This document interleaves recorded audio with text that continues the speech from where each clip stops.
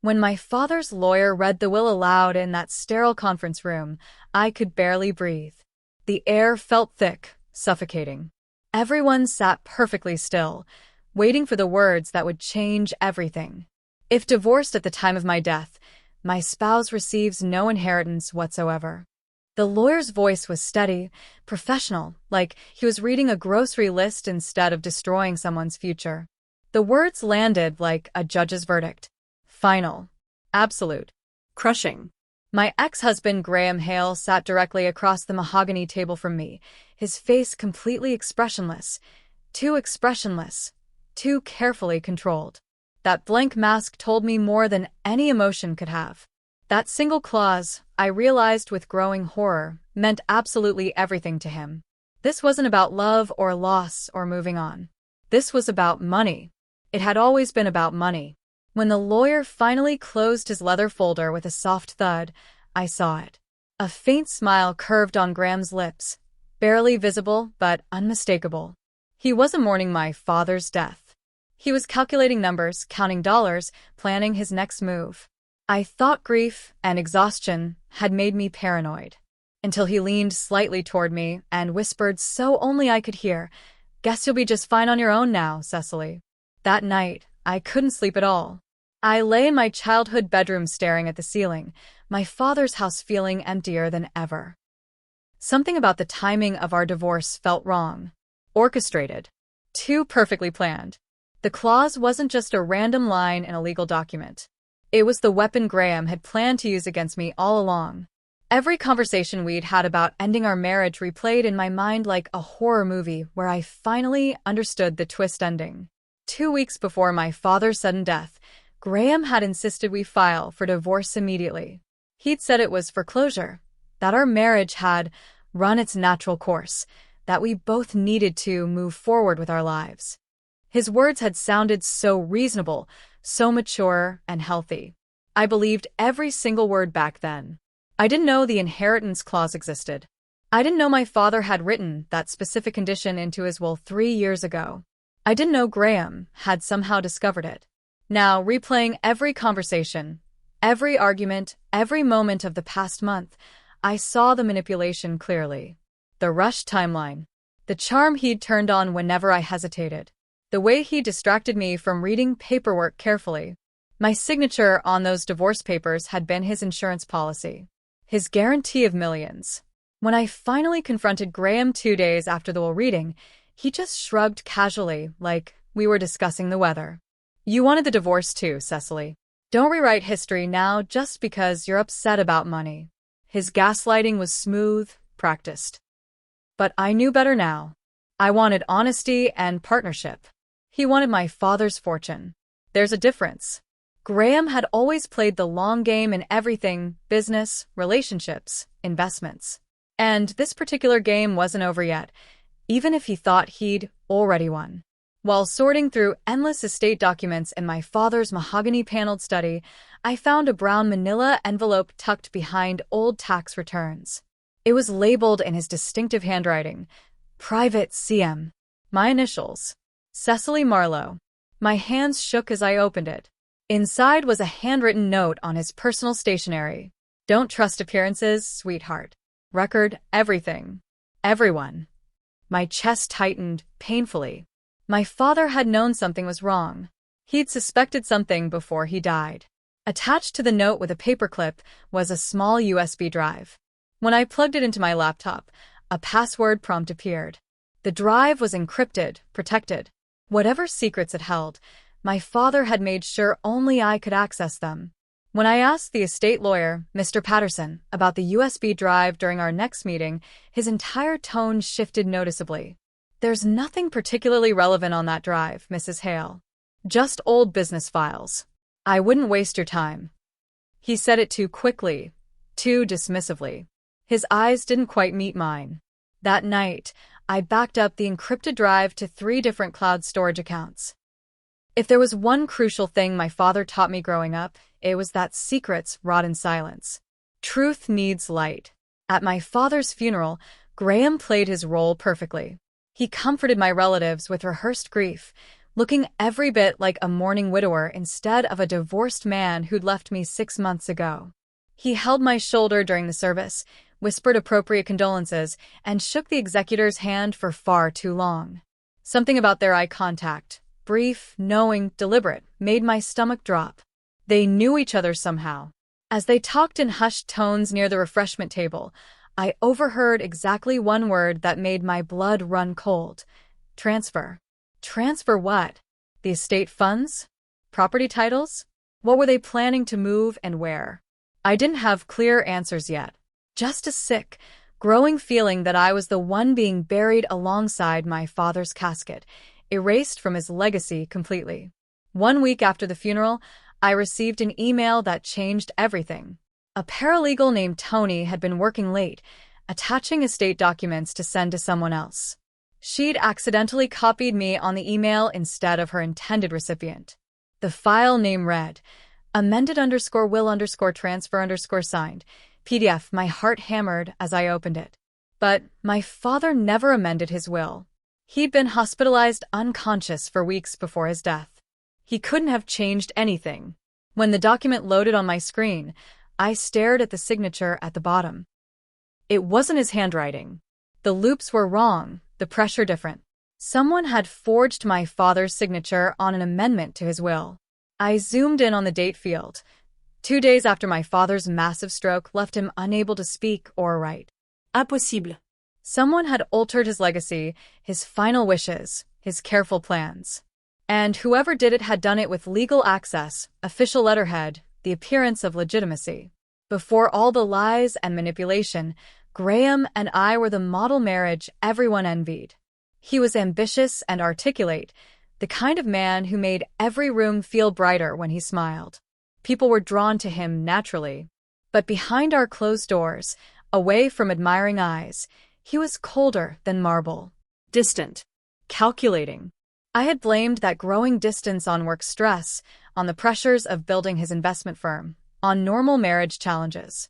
Now I saw the devastating truth clearly. He'd been building an exit strategy all along.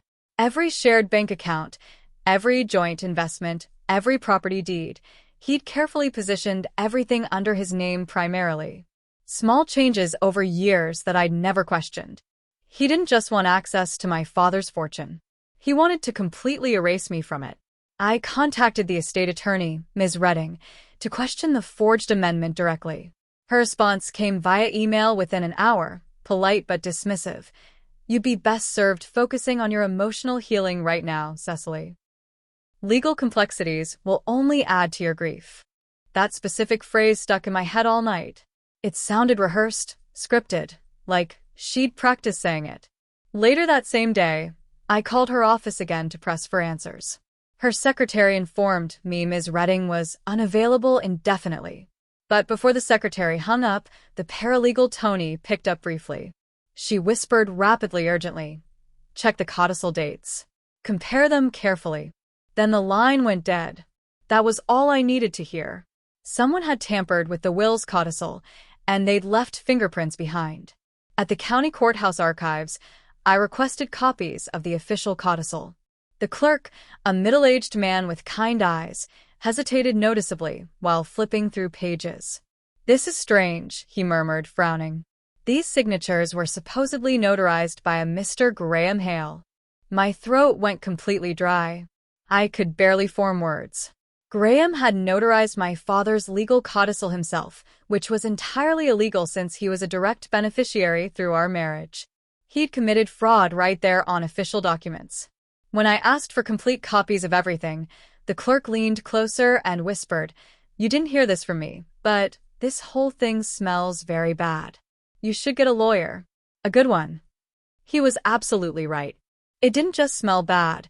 It reeked of careful premeditation and criminal conspiracy. It took me 3 sleepless days to crack the encryption on my father's USB drive. I tried every password I could imagine, birthdays, addresses, pet names, important dates. Finally, almost giving up, I tried my childhood nickname combined with my mother's maiden name. The files unlocked. Inside were dozens of audio recordings. One file was dated exactly 2 weeks before my father's unexpected death. I pressed play with trembling fingers. My father's voice cracked through the static, weaker than I remembered. Cecily, sweetheart, if Graham pressures you about anything, especially divorce, walk away immediately. He's not after reconciliation. He's after control of everything I've built. Tears streamed down my face as I listened. My father knew. He'd tried desperately to warn me, and I'd been too blind, too trusting, too focused on saving my failing marriage to see the truth. But now, finally, I had proof and a clear direction forward. That evening, Graham showed up at my door unexpectedly with flowers. White roses, my supposed favorite. He looked concerned, caring, like the man I'd married a decade ago.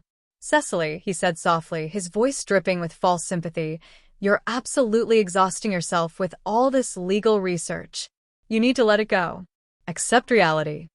It was a gentle threat carefully dressed as caring advice. He placed his hand on mine, warm and familiar. "Your father wanted peace for you. Honor that wish." For just a second, I almost believed him. Almost fell back into old patterns of trusting his words. Then I remembered his forged signature on that document labeled transfer. Peace was never his goal. Power was. Money was. Erasing me was. I met Tony secretly in a small cafe near the courthouse, far from anywhere we might be recognized. She looked nervous, constantly glancing at the door like she expected someone to burst in. "I could lose my job for this," she whispered, sliding a small flash drive across the table. He paid the attorney to fast-track everything before anyone could verify authenticity. "Who paid her?" I asked, though I already knew. "Your ex-husband," she said quietly. Hale. I saw the wire transfers myself. She nodded toward the flash drive. "That contains payment receipts and email threads between him and Ms. Redding. They conspired to finalize the estate distribution before your father's original will could be properly verified by independent parties." I realized then that this wasn't a simple fight. It was chess. Strategic, calculated, planned moves and countermoves. And Graham had moved first, positioning all his pieces carefully. So I started studying his patterns, the meetings, the colleagues, the business dinners, the phone calls. He'd built a new circle of investors, using my father's estate assets as bait for deals. I didn't confront him. Not yet. Instead, I began leaking tiny inconsistencies to his business partners. Documents slightly out of order, quiet mentions of irregularities to people he trusted. I wanted him paranoid and panicking before I made my real move. One night, someone knocked firmly on my door. A stranger. "Mrs. Hale?" the man asked politely. "Ex-Mrs. Hale," I corrected sharply. He smiled faintly. "Fair enough. Name's Ben Cartwright. I used to handle your father's insurance accounts and private investments for 15 years. He handed me a thick envelope. "Your father recorded a backup beneficiary designation, one that specifically overrides conditional clauses in the primary will. He was very particular about the wording." Inside was a notarized letter in my father's distinctive handwriting, dated 2 weeks before his death. "If my daughter's divorce is filed under duress, manipulation, or coercion of any kind, the conditional clause voids automatically and permanently." My father had anticipated Graham's scheme. He'd outplayed them all from beyond the grave. The letter referenced a trust account in Switzerland that nobody else knew existed. Graham certainly didn't know about it.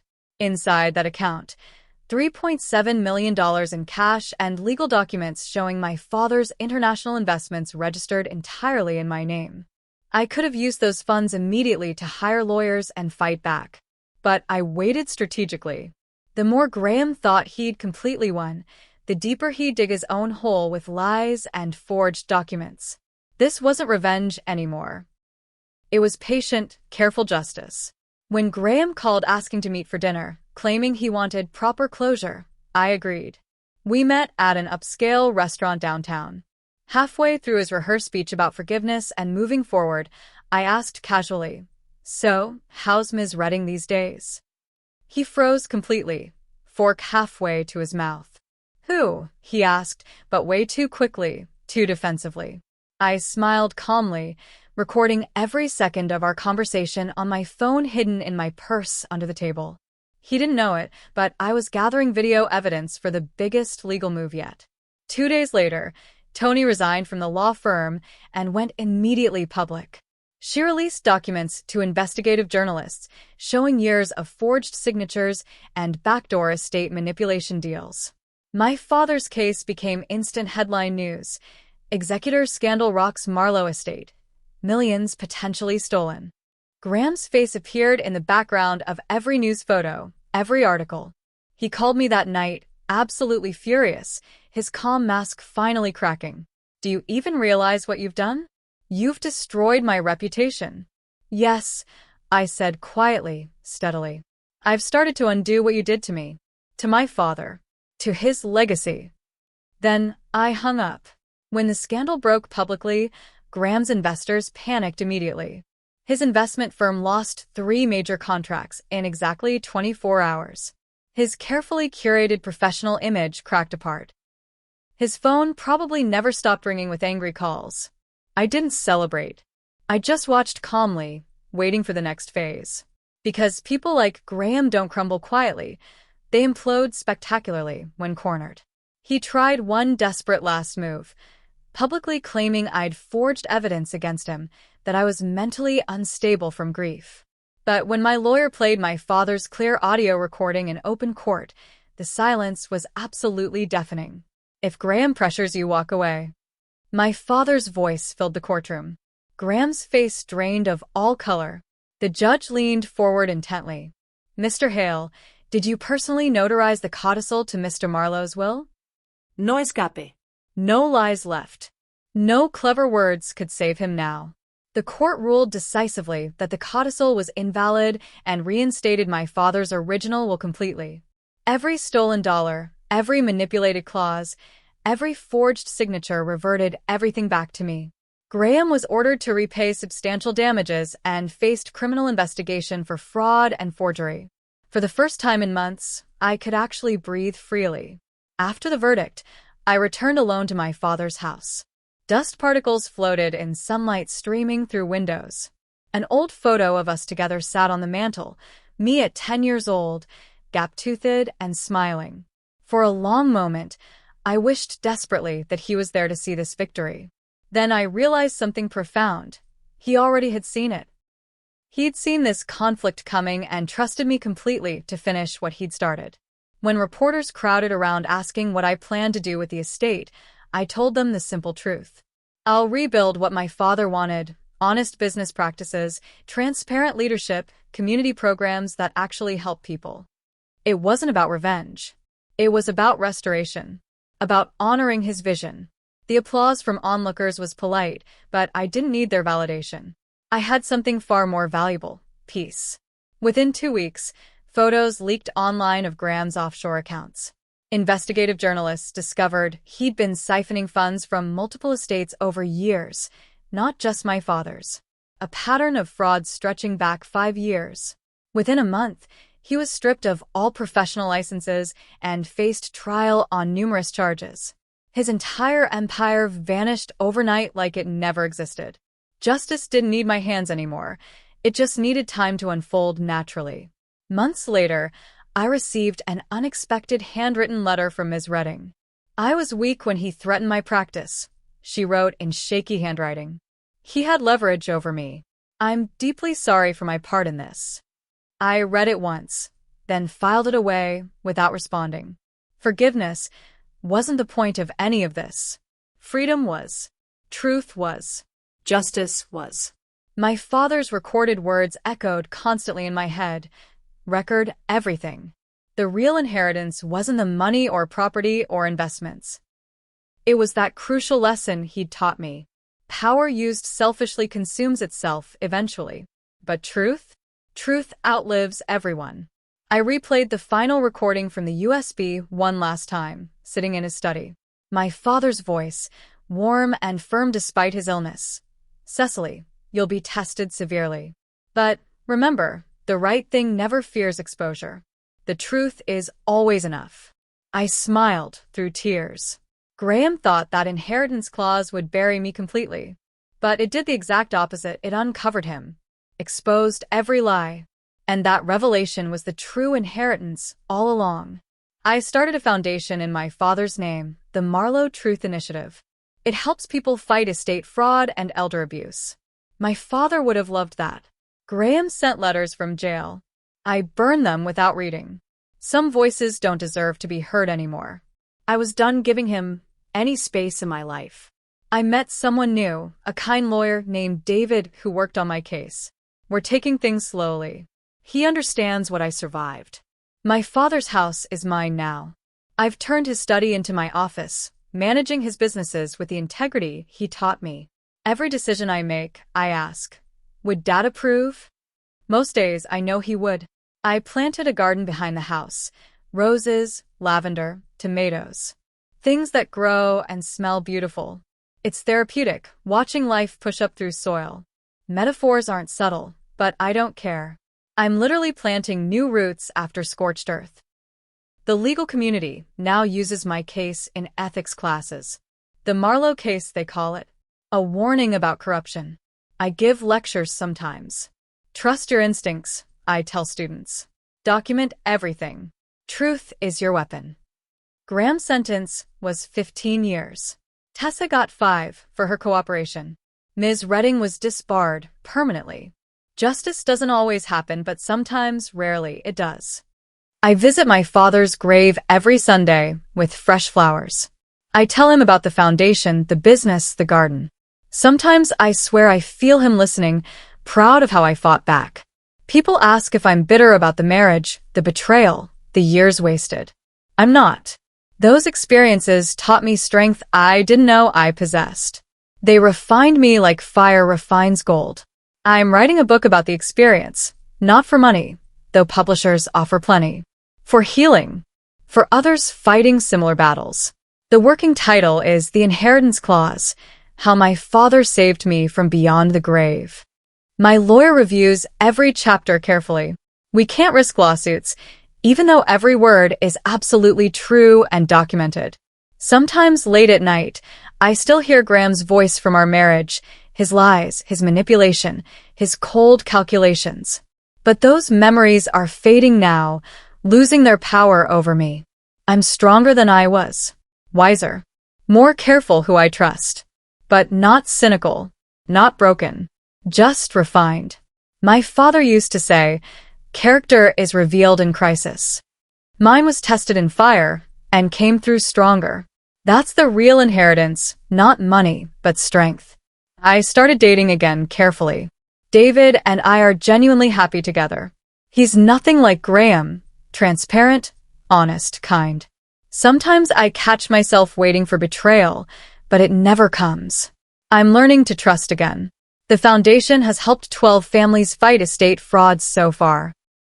Each victory feels like honoring my father's memory, like he's still protecting people from beyond the grave through the work I do. I donated a wing to the local hospital in my father's name. The Marlowe Memorial Cancer Center opened last month. He died of cancer, so it felt right. Hundreds of people will be helped there. Graham's appeals keep getting denied. His lawyer sends updates sometimes, probably hoping I'll show mercy. I won't. Justice has been served. Some betrayals are unforgivable. I'm at peace now. Real, deep peace I haven't felt in years. The kind that comes from fighting for what's right and winning. From honoring someone you loved. From refusing to be erased. My father's legacy lives on through me, through the foundation, through every life we touch. That's worth more than any inheritance clause could ever give or take away. Last week, I ran into Graham's mother at the grocery store. She looked older, tired, ashamed. We didn't speak. What would we say? Her son destroyed everything. I just nodded and walked past. I don't hate Graham anymore. I pity him.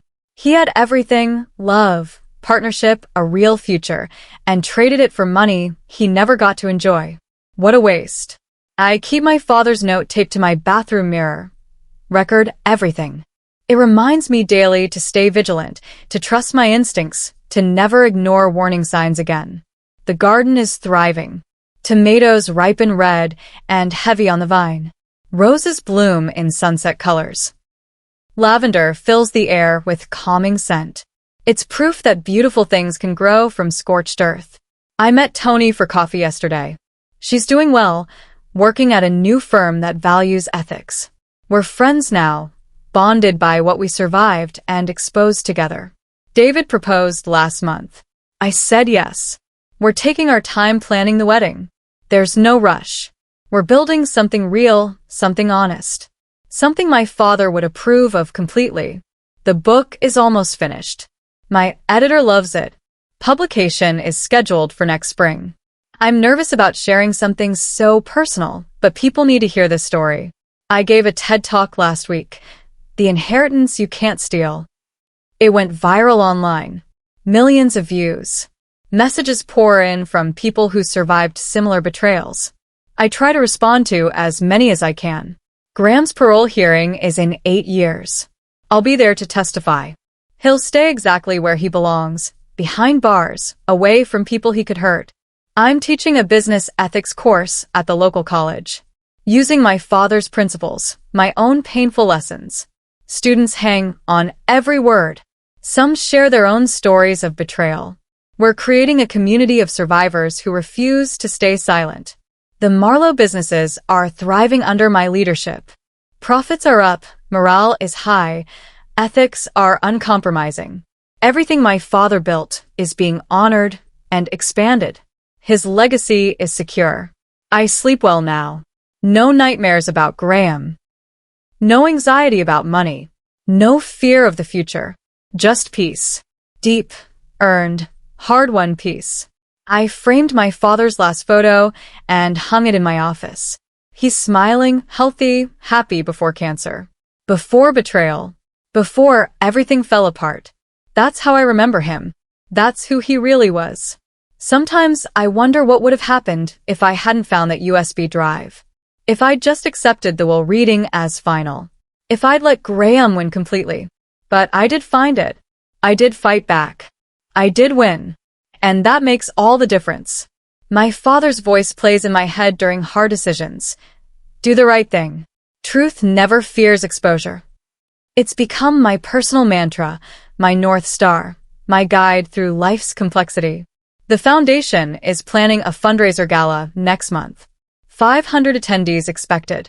All proceeds go to fighting estate fraud. My father would be so proud of what we've built in his name. David and I are house hunting.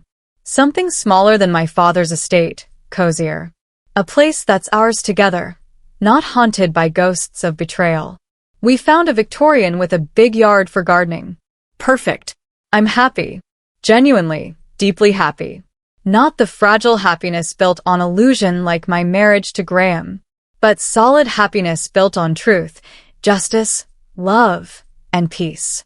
Graham sent a final letter last week. I broke my rule and read it. I'm sorry, he wrote. I was consumed by greed. I destroyed the best thing in my life. Too late. Some apologies don't deserve acknowledgement. I burned the letter just like the others. My wedding is in 3 months. Small ceremony, close friends, family. Nothing extravagant. Just honest and real and true. Everything my first marriage wasn't.